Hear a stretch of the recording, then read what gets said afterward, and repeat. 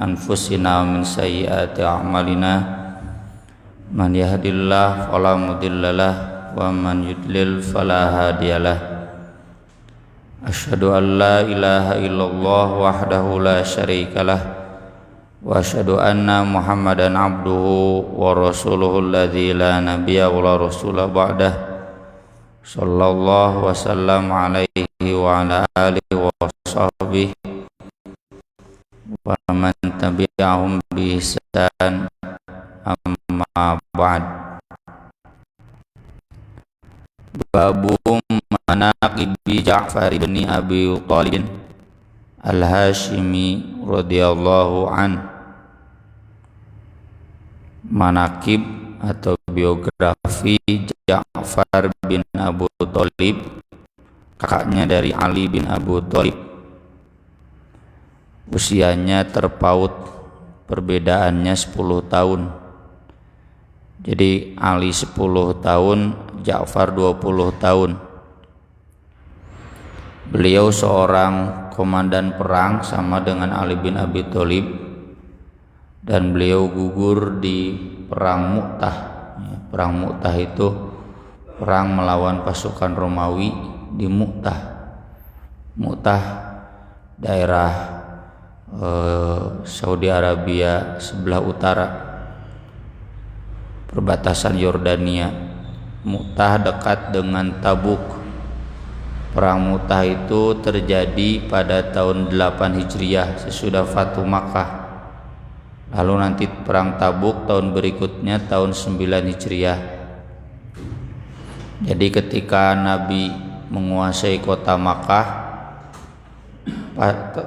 kerajaan Romawi gelisah, takut kekuasaan mereka di Romawi itu ditaklukkan juga oleh kekuasaan baru yang ada di tanah Makkah. Dan kalau kita bicara Romawi itu Romawi Timur, karena Romawi Barat mah sedang Dark Age, sedang abad kegelapan, keur bararodo, ketinggalan peradaban. Dan Romawi Timur itu adalah Turki dan Syam.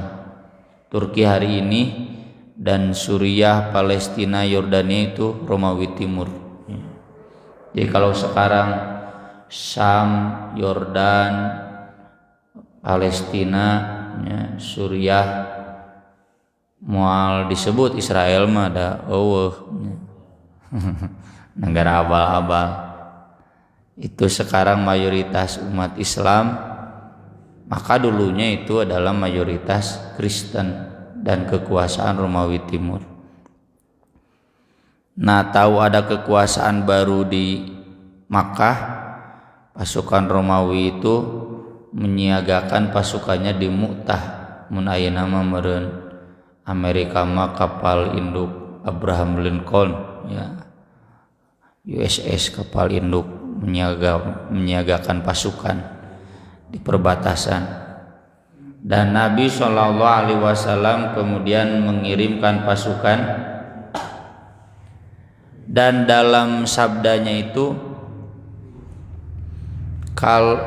komandannya diangkat oleh Nabi, satu Abdullah bin Rawaha, yang kedua Ja'far bin Abu Thalib, yang ketiga Zaid bin Harithah. Jadi kata Nabi, kalau Abdullah bin Rawaha gugur maka ganti oleh Ja'far. Kalau Ja'far gugur maka ganti oleh Zaid bin Harithah. Kalau Zaid bin Harithah gugur ganti oleh Khalid bin Walid. Itu kan sebagai nubuat atau informasi bahwa ketiga sahabat itu akan gugur, dan betul saja, ya. Sampai komandan itu patah tangan kanannya, ambil panji oleh tangan kiri, patah tangan kirinya ditangkep, ya, sampai gugur. Dan Ja'far bin Abu Thalib gugur pada perang Mu'tah tersebut. Dalam bab janaiz terkenal hadisnya, ketika sampai berita Ja'far wafat, Lalu Nabi memerintahkan kepada para sahabat, isna'u li ali Ja'farin ta'aman fa innahum ya'tihim ma yushghiluhum. Buatkan makanan untuk keluarga Ja'far, karena telah datang kepada mereka sesuatu yang menyibukkan mereka, yang memberatkan mereka. Itu nanti jadi dalil bahwa kita kalau takziah kepada yang meninggal bawa makanan, da ayeuna mah teresep anu asakna hayang nu atahna di amplopan. Jadi itu sunnah. Tapi oleh saudara-saudara kita diperluas tuh cenah, jadi kudu makan gitu, dan kemudian begitulah gitu, yang nggak usah dibahas pada apal. Imam Bukhari di sini menuliskan 3 hadis terkait biografi Ja'far. Yang pertama hadis mu'allaq dari Al-Bara, dan itu sudah disebutkan ditulis dalam riwayat lain nanti di bab Umrah Hudaybiyah. Nabi SAW bersabda kepada Ja'far, asbahta khuluqi wa khulqi, kamu mirip dengan akhlakku dan fisikku. Kalau Ali bin Abi Thalib ketika Nabi diangkat Nabi 7 tahun, berarti Ja'far usianya 17 tahun. Jadi anak-anak nama rasub Islamnya Abu Thalib teh ngan bapana mati dalam kekafiran. Berarti usianya terpaut dengan Nabi kurang lebih 23 tahun. Ya, ketika Nabi 40 tahun, Ja'far itu 17 tahun. Dan Nabi bersabda kepada Ja'far, kamu betul-betul mirip denganku dalam hal akhlak juga fisik. Jadi yang paling mirip dengan Nabi fisik itu Ja'far bin Abu Thalib, karena seaki kan ya, Nabi anaknya Abdullah, sedangkan Ja'far anaknya Abu Thalib ya. Sama-sama cucu dari Abdul Muttalib. Bagaimana akhlak Ja'far bin Abu Thalib? Di sini Imam Bukhari menuliskan hadis yang kedua dari Abu Hurairah, yang dengan hadis ini Ja'far bin Abu Thalib itu mendapatkan gelar dari Nabi Abul Masakin. Abul Masakin itu bapaknya orang-orang miskin. Kalau kemarin Ali bin Abi Thalib gelarnya Abu Turab, ya, bapana taneuh, ya, lantaran tukang gogoleran di masjidnya saat itu tanah, jadi Abu Turab. Ta barudak ieu nu mararondok di masjid Abul Karpet. Daya nama karpet. Lamun mekel matras yang kasur Abul Kasur. Abu Hurairah menjelaskan radhiyallahu anhu, annan nasa kanu yaquluna aktsaru Abu Hurairah. Terlalu banyak orang yang berkata Abu Hurairah itu lebay, ya, aktsaru teh meunana terlalu berlebihan meriwayatkan hadis. Dan di sini Imam Ibnu Hajar banyak mengutip riwayat-riwayat terkait. Di antaranya yang sudah kita bahas dulu di Kitabul Ilmi, protes banyak sahabat yang protes. Abu Hurairah itu kan masuk Islamnya tahun ke-7, jadi hanya 3 tahun jeung Nabi. Atau ketika zaman Nabi hidup berarti baru 1 tahun 2 tahun, tapi meni sagalanya lebay cenah ieu budak kamari sore meni loba ngariwayatkeun hadis. Kalau sekarang mungkin banyak ceramah nu ararane gitu. Ararane karena memang sahabat banyak yang tidak tahu. Nah, itu banyak orang yang protes aktsaru Abu Hurairah. Nah, ini jadi dalilnya mun budak ngora pinter segalanya budak kamari sore aya nu protes tong aneh sahabat saja manusiawi itu namanya alami sahabat-sahabat nu saroleh wae aneh kalau ada budak kamari sore nyalain kamari isu kamari sore segalanya itu diprotes sahabat kamu cenah banyak ngomong. Dalam Kitabul Ilmi dijelaskan seandainya tidak ada satu ayat dari kitab Allah, aku tidak akan banyak meriwayatkan hadis. Apa ayatnya? Innal ladzina yaktumuna ma anzalna minal bayyinati wal huda min ba'di ma bayyanahu lin-nasi fil kitab ulaikal ladzina yal'anuhumullah wa yal'anuhumul la'inun. Kalau orang tahu lalu menyembunyikan ilmu dilaknat itu.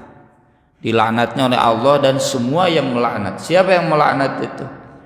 Wal malaikati wan nasi ajma'in. Malaikat ngalaknat, kabeh manusia ngalaknat.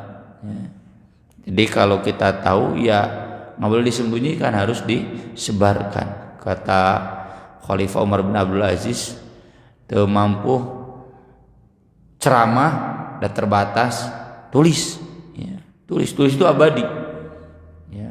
Apalagi sekarang zamannya website ya, abadi website mah. Ustadz Sidik Amin geus ngantunkeun Facebook namanya kena, YouTube namanya kena, tulisannya juga masih ada. Atau sekarang videokeun, video sorangan we heula jiga Ustadz Adi Hidayat baheula, video sorangan we mustamian lalu sebar-sebarkeun gitu ya. Dan pakai rumus algoritma tersendiri jadi trending gitu, kesininya baru. Jadi Abu Hurairah terpaksa karena ayat itu mengancam kalau tahu lalu tidak disebarkan dilaknat. Kemudian dalam hadis Malik bin Abu Amir ketika dia ada di sisi Tolhah, lalu kata Malik, manadri hadzal yamani a'lama bi Rasulillahi sallallahu alaihi wasallam minkum. Kami mah aneh cenah, masa orang Yaman ini Abu Hurairah ti Yaman lebih tahu tentang Rasulullah daripada anda sahabat senior. Piraku cenah ya budak kamari sore leuwih pinter tibatan Tolha Abu Bakar. Au huwa yaqulu ala Rasulillah sallallahu alaihi wasallam malam yaqul, ataukah dia berani berdusta atas nama Allah. Tuh jadi tong aneh ya, mun budak mora pinter mun aya tage da hese lebih tahu daripada senior diprotes. Abu Hurairah juga begitu, tapi ini Tolhah bijak. Wallahi ma nasyukku annahu sami'a ma lam nasma. Demi Allah kami tidak ragu dia mendengar apa yang kami tidak dengar. Wa alima ma lam na'lam. Nah, ini bijaknya orang tua, dia tahu yang kami tidak tahu ya. Jadi kalau memang orang tua merasa ilmunya tidak lebih tinggi daripada yang mudanya, ngaku gitu. Tapi bukan berarti jadi dalil numora boleh arogan ya, nggak boleh, tetap cuma adab umum. Inna kunna aqwaman lana buyutat wa ahlun. Kami kan dulu, kami ini kan para sahabat, orang-orang yang banyak rumahnya, banyak keluarganya, rata-rata istrinya 4, Abu Bakar, Umar. Wa kunna na'tin Nabi sallallahu alaihi wasallam tarafayn nahar tsumma narji. Kami belajar dengan Nabi itu di dua ujung siang, kalau tidak pada subuh pada maghrib. Jadi Pak mendi urang pengajian kitu weuh beurang weuh sore nyunah teh tanu diajarna isuk-isuk bikin ka beurang bid'ah. Sekolah-sekolah itu kan bid'ah ya, zaman Aisyah itu ditolak, dibubarkeun. Ibnu Abbas, Ibnu Umar, Ibnu Mas'ud dibubarkan. Apa ini? Diajar umal tuh. Tapi ya bid'ah di zaman sahabat, sekarang mah sudah bukan bid'ah, ya maslahah. kunna na'tin nabi tarafaina tsumma narji, kemudian pulang. Siang kami bekerja, dalam riwayat yang lain kan orang Ansor bekerja di sawah, di kebun, orang Muhajirin bekerja di pasar, ya. Malamnya kami pulang istirahat. Wa kana Abu Hurairah miskinan. Kalau Abu Hurairah ini orang miskin, la malalahu, tidak punya harta, wala ahla, tidak punya keluarga. Da bujangan kan nih, nggak punya harta, nggak punya rumah. Innama kanat yaduhu ma'yadin nabi, tangan dia itu bersama tangan Nabi. Maksudnya ya, dia makan itu dari pemberian Nabi. Fakana yaduru ma'ahu haitsu madaro, dia akan mengikuti Nabi kemanapun Nabi pergi. Dan mihapekeun beuteung. Famana syukku annahu qad sami'a ma lam nasma, kami tidak ragu dia mendengar apa yang kami tidak dengar. Dalam riwayat lain Abu Hurairah pernah sedang diuk, lalu ada orang lain lewat protes, lakur aktsaru Abu Hurairah, Abu Hurairah lebay cenah. Faqala Tolha, lalu Tolha membela, qad sami'na kama sami'a walakinnahu hafidho wa nasina. Sama sih sebetulnya belajarnya, kami belajar, dia belajar, cuma bedanya dia pintar, kami mah pohoan. Nasina teh nasi poho, ya. Kemudian dalam riwayat lain Ibnu Umar juga pernah protes ketika Abu Hurairah meriwayatkan hadis yang mensolatkan jenazah dapat 1 qiraat, yang mengantarkan dapat 2 qiraat. Gede-gede teuing gitu. Biar lagi nyolatkeun unggul sakirat 1 qiraat sebesar gunung Uhud, ya. Tapi kemudian setelah dikonfirmasi oleh sahabat-sahabat yang lain, i'tiraf Ibnu Umar ba'da dzalika law bil hifdzi, Ibnu Umar mengakui Abu Hurairah memang cerdas. Dan hadisnya di Kitabul Ilmi kan ada. Abu Hurairah itu kalau Nabi beres ngaji nanya kritis. Kemudian dia sering menghafal hadis tiap malam sampai ku Nabi kan ditangkep, didoakeun, ya, agar ilmunya tidak hilang, dan beliau menjadi orang yang paling hafal hadis. Dan di sini juga Abu Hurairah mengakui, inni kuntu alzamu Rasulullah sallallahu alaihi wasallam bi sab'i batni. Aku menemani Rasulullah sallallahu alaihi wasallam kemana saja agar perutku kenyang. Tuh, jadi bolehnya santri nunutur ustad, cek menang cek. Ngarah ngiludaring ngeunah, ya. Biar dihidupi sama ustad gitu, boleh. Nah, eta masalahna teh hayu ngilu ngan puasa. Wah musik, remung, ya digitukeun mah. Jadi bisa ibadah saya begitu Rasul agar perut saya kenyang, ya, karena miskin gak punya keluarga, tapi teu mihapekeun beuteungna unggul jeung pinterna. Ai di urang mah mihapekeun beuteung unggul pinterna teu.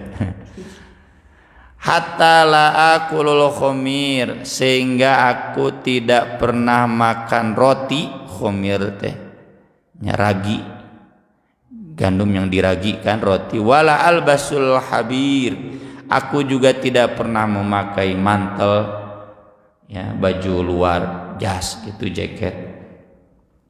Wala yakhdumuni fulanun wala fulanah, tidak ada yang melayaniku seorang pun, mau laki-laki mau perempuan, kecuali Rasul.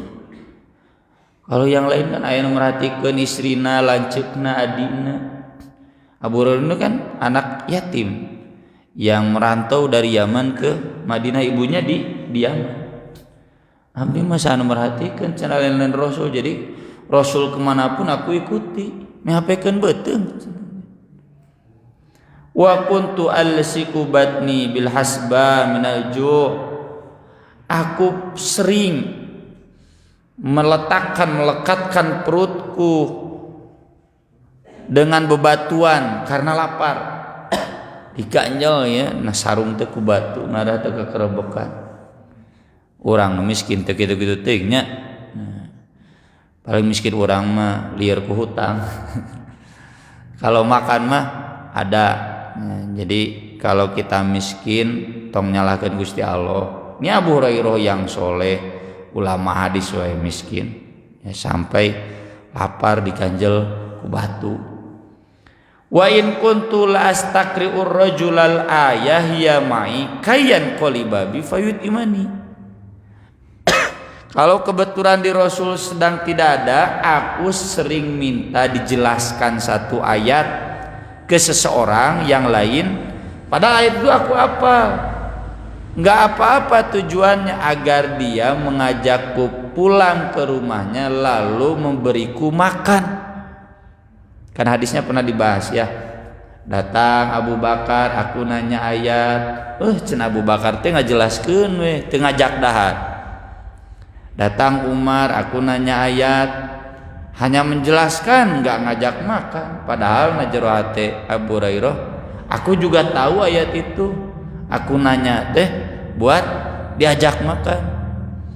Pas datang Rasulullah mah belum ditanya geus seuri gitu. Gumujeng wah ieu beungeut lapar.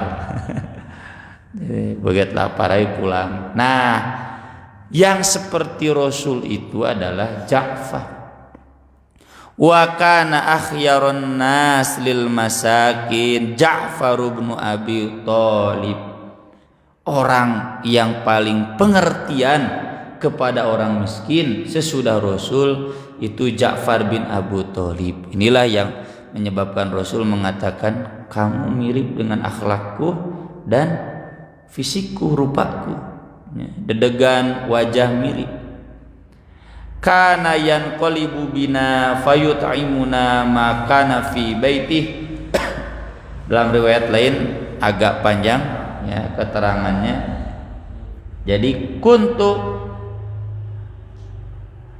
idza sa'altu Ja'far bin Abi Thalib lam yujibni hatta yadhhaba bi ila manzilihi. Nah, kalau Ja'far bin Abi Thalib mah kalau saya tanya ayat, Ja'far, kalau ayat ini bagaimana maksudnya?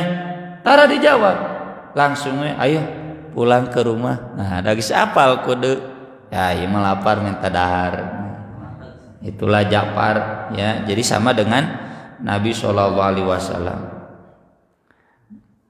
Kemudian di sini disebutkan Ja'far bin Abi Thalib itu sering membawa kami, bukan Abu Hurairah saja, yang qalibu bina, kami itu yang tinggal di Ahlus Suffah.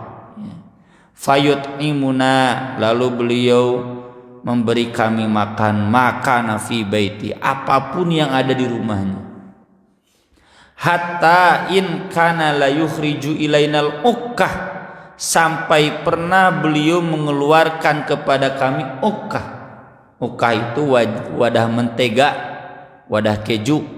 Semalam saya buka di Google, ukah itu rata-rata dari kulit ya, kulit kambing. Jadi kulit nate dijadikan wadah mentega ya, walau alam ta nah meureun moal cairnya mentega teh teu kumaha awet ku kulit mah. Allati laisa fiha syai', tapi cenah pernah pas ngasih ukah teh ngadaan, nggak ada apapun. Jadi mentega nggak ada, kejunya udah nggak ada, udah habis. Fayashuqqa, dia sampai membelahnya, dibelah we, karena saya lihat wadahnya itu kayak kantung ya, kantung kulit ya. Wadah ukah itu wadah mentega itu dibelah we cenah. Fana'liku ma fiha, sampai kami menjilat-jilatinya. Jadi dicicikeun mah teu aya mentega jeung keju teh diletakkan mah ya kene. Karena memang makanan orang Arab itu diantaranya adalah keju atau mentega, susu ya. Dulu saya sebelum sekolah SD teh jam 1-nya pan makan teh memeh duhur jam 11 bari lalajo Mahabharata di TPI, inget kene si Krishna pannya si Arjuna. Terus saya lihat makanan teh susu geus begitu, mentega susu mentega teu kaharti baheula mana kesininya, oh karena makanan daerah sana itu India, Saudi, susu itu makanan pokok. Karena yang hadis yang tadi yang Abu Hurairah nanya Abu Bakar, Umar, terus itu surti, lalu Nabi ngajak pulang. Itu kan Nabi nyuguhan lain sangu, tapi menyuguhi susu, dan susu itu kenyang. Kata Abu Hurairah, kenyang, sok budak kurang beres susu nya. Wareg mah lebih kabeurang. Wareg di jam 8, jam 8 meuli sangkoneng. Komo dibere mentega unggul mah jeung keju. Kudu keju Anggar kudu jeung roti. Geus jeung roti teh ge bala-bala sangu anggar ujung-ujungna mah. Jadi kita enggak usah merasa kaget dengan hadis ini karena memang mentega, susu ya, keju itu makanan pokok orang-orang Saudi Arabia.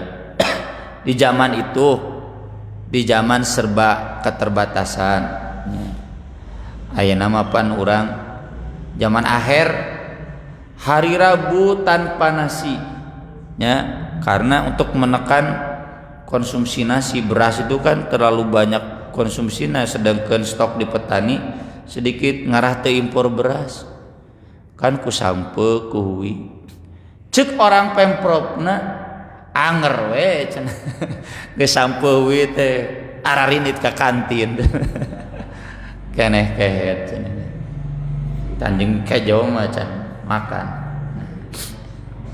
Kemudian dalam riwayat lain disebutkan, Ja'far itu berkata kepada istrinya Asma binti Umais, at'imina, bawa makanan kepada kami. Fa idza at'amatna ajabani, kalau dia sudah ngasih makan baru menjawab. Jadi bukan berarti tadi tidak menjawab, karena mengerti Abu Hurairah nanya teh lain nanya teuing, kan pinter Abu Hurairah teh, tapi minta dahar hayu cenah balik. Beres makan baru diskusi. Urang mah ngaji heula geus ngaji makan. Kalau Ja'far bin Abi Thalib sok makan heula. Geus makan gakara diskusi. Sampai di sini disebutkan di riwayat lain, wa kana Ja'far yuhibbul masakin. Ja'far itu mencintai, respect kepada orang-orang miskin, wa yaskunu ilaihim, dan beliau tinggal bersama mereka.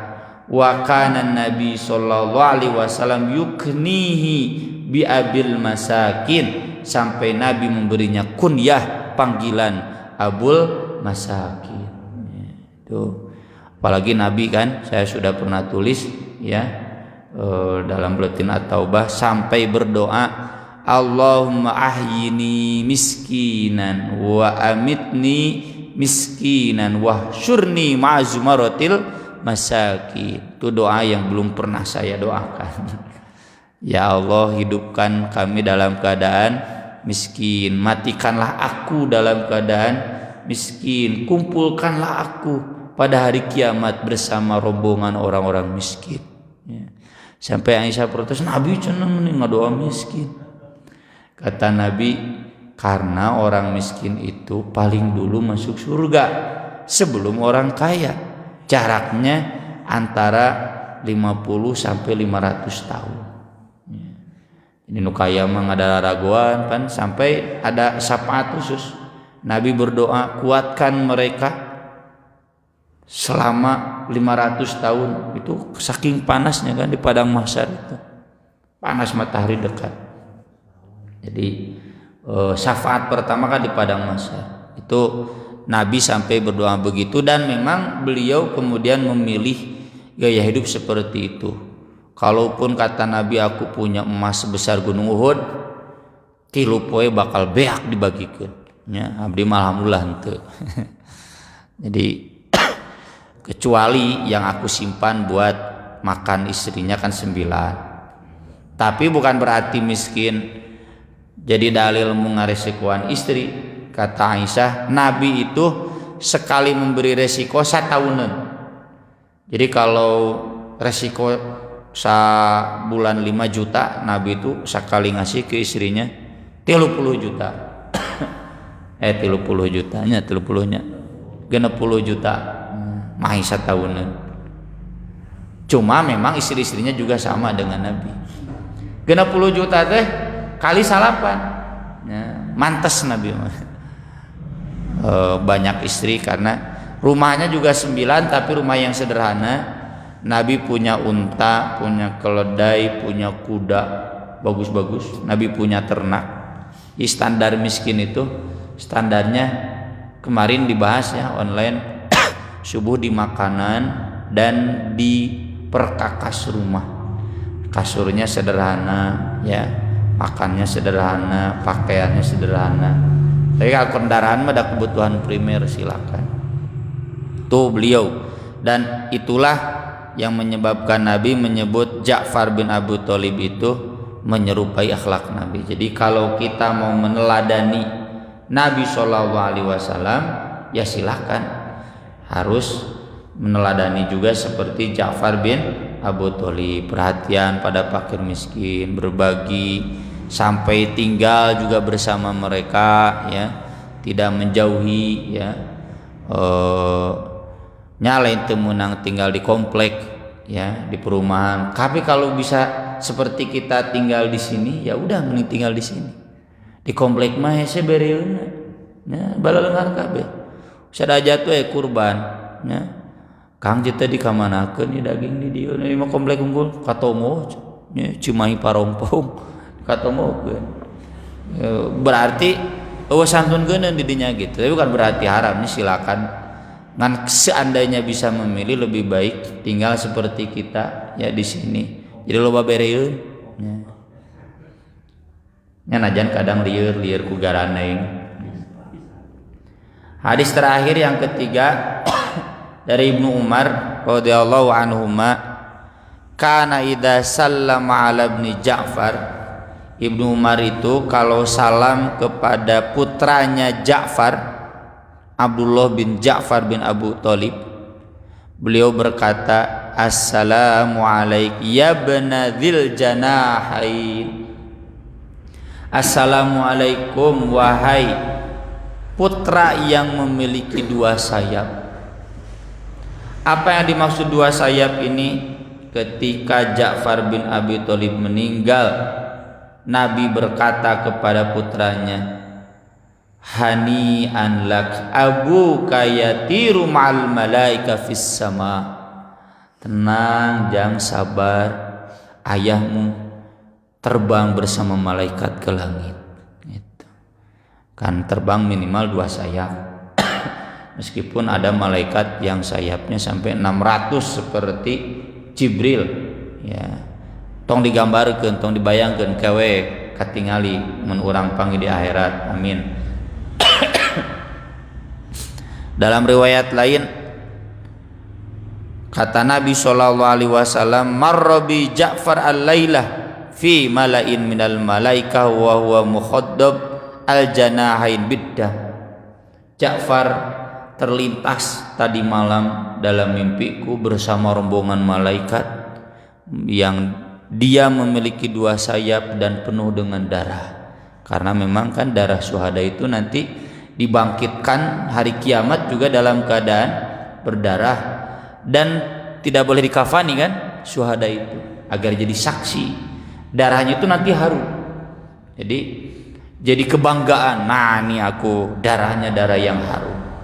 Beda dengan yang lain, syuhada itu darahnya abadi ya, itulah yang dimaksud sabda Nabi SAW di sini. Artinya bahwa Ja'far bin Abu Thalib ini memiliki satu keistimewaan ya, diantaranya mati syahid.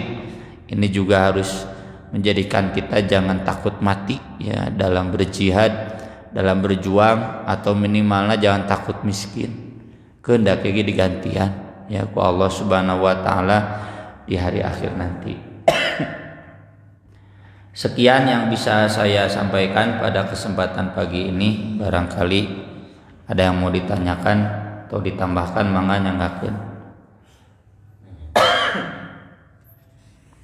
Pak Haji, Aden. Seputar kurban, sudah saatnya tidak menjual kulit. Judulnya karos, karos kepanitiaan, kurban, ke ayeuna kurban tos asal mangga di kumaha. Nah ia menyangkut dengan kepanitiaan si kulit eta panitiaan bakal pos rutin gitu misalnya. Iya. Buletin atau bahasa pertama kapungkur tahun 2017 syukur imut kan ngabahas eta. Jadi mempertanyakan kulit kurban dijual no protes itu kabur sadikin zaman ngaos Rabu subuh di Pajagalan beliau itu sering kurban yang dijual saya jual KB bagikan duitnya gitu. Dan kalau kita lihat ya di fikih kitab-kitab itu mayoritas melarang ya. Meski saya tulis juga kan di buletin ada rusuh boleh dijual dengan syarat yang ketat gitu. Jadi jangan dijual oleh panitia, perlu dijadikan konsumsi, dijadikan karpet, bahasa sesedikin piraku cenaya mustahi kurban fisabilillah da orang-orang miskin bagikan kan orang miskin kulit semuanya. Kalaupun pekurban boleh makan kan boleh menjual ya, jadi jangan dijual, kalau dimakan boleh. Nah kalau kemudian sudah dibagikan ke fakir miskin lalu dia menjual itu lain soal ya. Nah kemarin itu di At-Taubah itu sejak awal kan saya protes selalu begitu alasannya ya di fakir miskin kan lalu dijual nanti dibagikan buat fakir miskin, tapi kenyataan nama fakir miskin itu tara apal dijual ke panitia kayak dibagikan duitnya gitu. Jadi takut jadi hailah teh tipu daya licik ya, menghalalkan yang haram, mengharamkan yang halal. Jangan sampai siga orang Yahudi kan diharamkan gajihna teu nanaon cenah deui mejang lampu nya. Nyawa haram untuk apapun gitu. Nah oleh karena itu tulisan sebetulnya usulan dari Ustadz Rohman ya, di At-Tauhid. Jadi At-Tauhid itu tahun kemarin enggak dijual kulitnya, makanya saya ke Ustadz Rohman ku anak terus buletin nanyakeun ka Ustadz Rohman nya tanggung jawab ke ngajelaskeun di cabang gitu. Siap cenah gitu. Jadi terlalu murah kalau dijual, lebih baik dikonsumsi kan gizinya terlalu tinggi kalau kemudian dijual gitu jadi kikil ya. Dan kata Ustadz Rohman di atau itu pahayang-hayang kulit nepikeun ka banyak yang datang abdi cenah hayang kulit ya. Dan tutorial cara mengolahnya kan ada. Saya masih ingat dulu ketika bahas hadis kurban di cabang itu kan Pak Rahmat ya, ayahnya Ustadz Mukos ngacung ada tiba heula ge cenah kulit mah dicacal dibagikeun diolah kanu bisa ngolahna nya teh bikin kanu bisa ngolahna ayeuna we cenah saprak dijadikan bisnis kurban teh dijarwal itu kata beliau begitu. Nah walau alam ya sesepuh di nu langkung apal. Jadi berdasarkan pertimbangan fikih sebaiknya kita meninggalkan yang syubhat. Jadi kalau bisa bahasa Ustadz Rohman teh dibagi sabaranya 20 gitu kulit sapi teh dibagikan ke 20 fakir miskin hayang dipangolahkeun sok dipangolahkeun siga kadut teh cenah gitu. Kadut kan model di komplek-komplek loba dipiceunan di Jakarta, di Singapura ge kadut teh dipicieun tuh enggak boleh kan, kata Nabi bagikan semuanya. Nah diurangi kan kadut khusus kan diolah ya. Nah seperti itulah gitu ya, daripada dipicieun diolah lalu dibagikan banyak lah, ada enak jeroan teh keur anu resep mah ya. Nya jiga abdi alhamdulillah can aya pantangan enak we jeroan teh gitu. Begitu kulit pun demikian. Kalau memang tidak maslahat. Nah kan pertimbangannya maslahat kena dijual mangga ngan saena dipasikeun ka fakir miskin, jadi biar gimana dia gitu. Nah dijual atau tidak, jadi tongku panitia lah gitu, bisa jadi hailah, hanya kehati-hatian saja. Ada kampung kurang terus sepakat perjamaah teh, jadi amun kulit teh da ieu ke asadin gitu. Asadin teh bicara ka pemuda gitu. Jadi asadin enak salapan, nah aku sekat tapi cadayana jadi berpikirkan gitu kan. Cuma sulit enggak tahu gitu udah kapungkur kernya sadukman nah ke tadinya gitu. Karena sulit kirang dia tahunya gitu. Mohon gitu supados maslahat mending dimakan we gitu. Supados lebih maslahat. Nah kecuali itu satu jum teh sawios dan tidak dalam posisi bisa memaksa. Menuju ke marima ke harga merah anjeunna ngolah gitu. Ari ke harga tertinggi mah seperti ican ke pemuda gitu. Namun aya pengolahan gitu banyak lebih baik gitu kan. Mohon. Namun urang buka pigi-pigi wah garala. Ya, medaya dina SIM kuring survei dina internet sama. NU galak, ya, leuwih galak. Ustad-ustad nu lainna sama ti Salafi galak, ti Ustad Adi Hidayat galak, nggak boleh. Dan memang gitu. Jadi lebih aman udahlah tong dijual. Tapi pemuda nanya kumaha tuh nya geus lah pensiun jadi da baheula lagi eueuh gitu. Pensiun neangan duit tinu anu jelas-jelas teu subhat lah ceute gitu. Loba keneh jalan. Ya kalaupun tidak setuju nggak apa-apa ya.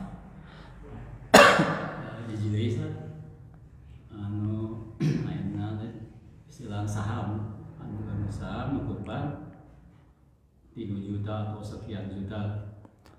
Tadina waktu saat eta terus penuh ya sasapi kan 7 minimal atau maksimal kayak lebih dari 7 berarti nya. Uang minimal kan biasa 5 genep biasa. Tapi 8 terus 8 ya terus biasa gitu. Kalau jantan emutan nabi hampir ayah setiap tahun kan, ia jatah teh saham 7, pos pol 7. Ternyata yang nyimpa gitu, nah ayah anu nitip, anu nitip eta ternyata ayah sapi gitu nya bagian atau segala macam sapi. Tapi abdi panitia di dia ipesarikeun domba, nah eta teu menyalahi gitu. Anu tadi nasi kurban teh hoyong sapi ternyata tos penuh ya dipesekeun domba ku panitia teh. Perkawis saham kurban sapi 7 ya memang aya anu tekstualis aya anu kontekstualis ya. Tur sim kuring kamari ditaros ku Ustad Lukman atau sesat orang konsisten dina dalil tekstualis 7 kecuali ada di kenyataan mah itu bisa dipastikan teh. Contoh kan yang real abdi kapungkur ditaros ke harga saham sapi 1 juta Ustad cenah da ieu teh eueuh nu harga sapi 7 juta teh nu hiji 8 juta nu hiji 6 juta. Berarti nu ieu 8 saham, nu ieu 6 saham. Biar aku can mau jadi kurban, kan sapi tinggal sakieu deui gitu yang menyusul. Nah, kalau kasusnya seperti itu, orang nyokot fikih anu kontekstualis. Fikih Ibnu Hajar itu berdalil pada dalil pembagian saham ghanimah sapi untuk 7 orang karena sapi itu seukuran 7 kambing. Nah dari sana beliau mengistinbat, berarti boleh asal nilainya sama dengan, jadi menaina sapi 8 memang 8 sahamen gitu, itu boleh. Kalaupun 6 memang 6 sahamen boleh atau 6 7 juga boleh gitu. Nah, tapi fikih ini kalau darurat saja. Ya. Kalau tadi Bapak 7 aya hiji hayang nu sapi, ya terus terang ieu tos 7. Wah ya anak anu domba gitu. Lamun keukeuh wae bari kanu sapikeun mangga ngan saena milarian heula ya. Di Nurul Huda bisa aya leuwih ya, di At-Taubah bisa aya leuwih, di Al-Furqan digabungkan. Nah, kalau masih susah juga ya sapi, saya pribadi ya memilih boleh kita dalam keadaan darurat ikut fikih Ibnu Hajar ya, asal memang sapi itu senilai 7 lebih ya, 8 salapan. Saya juga yang tahun kemarin ayo teh leuwih gede sapi teh meuletik pan ieu mah cenah aya nu leuwih teh hiji. Da alim di kanu domakeun ya enggak apa-apa ya. Begitu ya, tapi semaksimal mungkin kita ikut yang tekstualis 7, sapi itu 7 begitu. Kecuali kan dadina real natel misalkan 7 misalkan mun 3 juta 20 hiji, da hese nengan 20 hiji pasti gitu.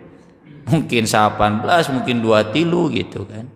Nah, itu teknis lah. Jadi mun urang dek meuli sapi tilu nu rata 2 hiji kabeh kan susah nya, mustahil pasti bae aya nu 20, itu 22, nu itu 24 gitu kan. Mustahil rata. Nah, itu teknis yang begitu menurut saya ini fikih darurat, silakan kita ambil fikih Ibnu Hajar gitu. Cekaplahnya atur nuhun kana peratosana. Aku lo qauli hadza wa astaghfirullah li wa lakum subhanakallahumma bihamdik asyhadu an la ilaha illa anta astaghfiruka wa atubu ilaik. Wassalatu wassalamu ala Rasulillah. Wassalamualaikum warahmatullahi